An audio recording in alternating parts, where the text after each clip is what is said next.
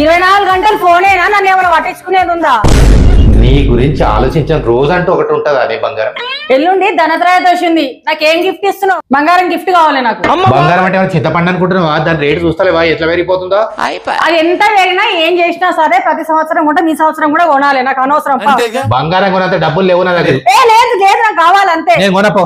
నువ్వు కొనకపోతే నేను మా అమ్మ వాళ్ళ ఇంటికి వెళ్ళిపోతా. నేను పీక్ వీకో. నేను ఒక్క నిమిషం కూడా ఇంట్లో ఉండా. ఒక్క నిమిషం కాదు, ఇప్పుడే వెళ్ళిపో.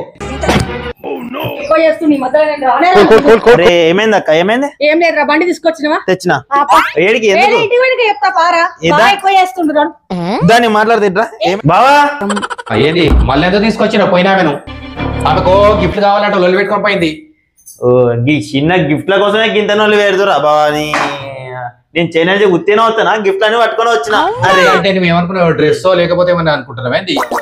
ఆమెకు అన్ని గోల్డ్ ఐటమ్స్ కావాలట. నేను తెచ్చింది గోల్డ్ ఐటమ్సే బావా. నేనమ్మా అబ్బా నీ సంగతి నాకు తెలియదా? అక్క ఇది నీకు, బావా ఇది నీకు, అల్లుడు ఇది నీకు. ఇది gold, Chakra gold, Mysore sandal gold, అల్లునికి మ్యారీ గోల్డ్. అక్క మంచి చిక్క చాయ్ పెట్టుకోద్దిందనే చక్ర గోల్డ్. మీ దుంపలు మీరు ఎక్కడ తయారయ్యారా బాబు?